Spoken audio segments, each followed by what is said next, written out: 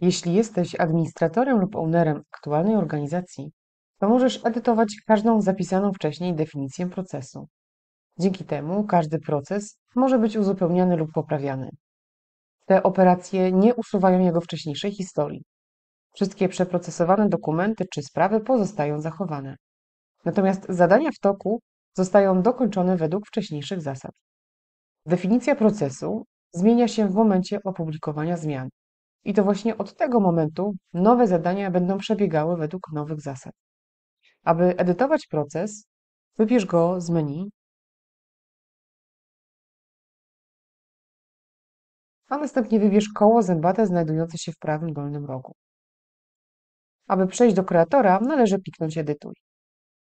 Z poziomu tego okna możemy także zmienić nazwę i ikonę procesu. Możemy zarządzać uprawnieniami do rozpoczynania procesu.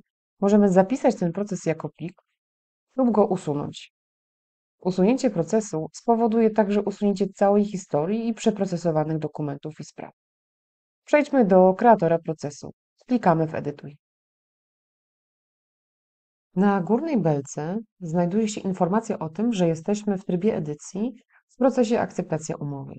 Ten proces ma 4 kroki. W tym miejscu możemy przełączać się pomiędzy poszczególnymi formularzami tego procesu. Do wybranego formularza możemy dodać pole proste albo wtyczkę.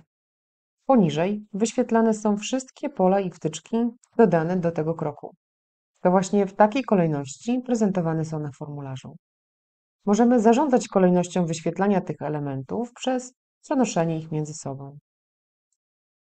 Każdy element może zostać usunięty lub wyedytowany. Wyedytować możemy nazwę pola, jego wymagalność, to czy ma być edytowalny czy nieedytowalny na formularzu, przy czym oznaczenie pola jako nieedytowalne ma sens tylko wówczas, gdy zamierzamy podpiąć do formularza zewnętrzny serwis, który wykona określoną czynność uzupełniając to pole, np. poprzez wykorzystanie wtyczki przycisk. Możemy zmienić typ tego pola. Wartość klucz pola wykorzystujemy w sterowaniu warunkowym. Jeśli nie korzystamy ze sterowania warunkowego, ten parametr zostawiamy pusty. Sterowanie warunkowe jest dostępne tylko w wersji Pro Business. Możemy także przenieść wybrane pole do innego formularza. Jak przeniesione pole zniknie z danego formularza i pojawi się na końcu listy na wskazanym przez nas do przeniesienia. W menu po prawej stronie mamy możliwość wyedytowania nazwy kroku, zmiany czasu na jego wykonanie.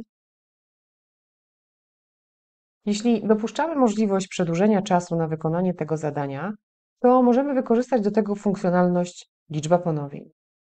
Domyślna wartość 0 oznacza, że zadanie, które nie zostanie wykonane w przewidzianym dla niego czasie, cofnie się do poprzedniego lub zakończy na danym kroku. Wartość 1 w liczbie ponowień to dodatkowy cykl, czyli kolejne 48 godzin dla użytkownika na wykonanie tego zadania. Za każdym razem, gdy użytkownik nie wykona zadania w wyznaczonym dla niego terminie, na które jest włączona liczba ponowień, otrzyma powiadomienie mailowe z informacją, że dostał kolejną szansę na jego wykonanie. Jeśli istnieje powód, aby o niewykonaniu zadania poinformować także inne osoby w organizacji, to możemy wykorzystać do tego funkcjonalność Eskaluj do. W tej pozycji możemy wskazać użytkownika lub użytkowników, którzy za każdym razem, gdy zadanie nie zostanie wykonane w przewidzianym dla niego czasie, otrzymają informację, kto, w jakiej organizacji, w jakim procesie i na jakim kroku nie wykonał zadania na czas. Nazywamy ich strażnikami czasu. Jeśli zakładamy, że proces można zakończyć na danym kroku, to w tej sekcji zaznaczamy tak. Oznacza to, że wykonawca kroku akceptacja merytoryczna będzie miał możliwość zakończenia biegu tej sprawy. Jeśli dany krok ma być wykonywany przez konkretnego użytkownika, to możemy wskazać go w polu domyślny wykonawca. Webhooki przydadzą się bardziej wtajemniczonym użytkownikom przy programowaniu akcji, które mają się zadziać po zakończeniu tego kroku. Poniżej mamy podgląd. Podejrzeć, jak będzie wyglądał formularz danego kroku.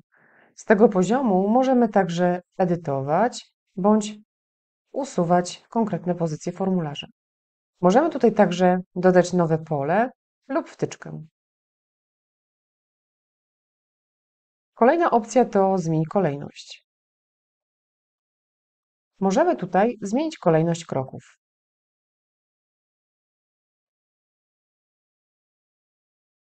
Wyróżnione pola. Wybrane z tej listy pola będą wyświetlane na karcie procesu. Maksymalna liczba tych zmiennych to 3. Poniżej mamy opcję zduplikowania kroku oraz usunięcia kroku. Aby opublikować nową definicję procesu, należy przejść do ostatniego kroku i kliknąć Dalej oraz wybrać Publikuj.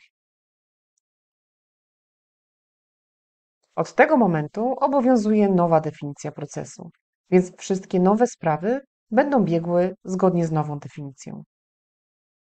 Dziękujemy za obejrzenie. Nie zapomnij o subskrypcji i do usłyszenia w następnym odcinku.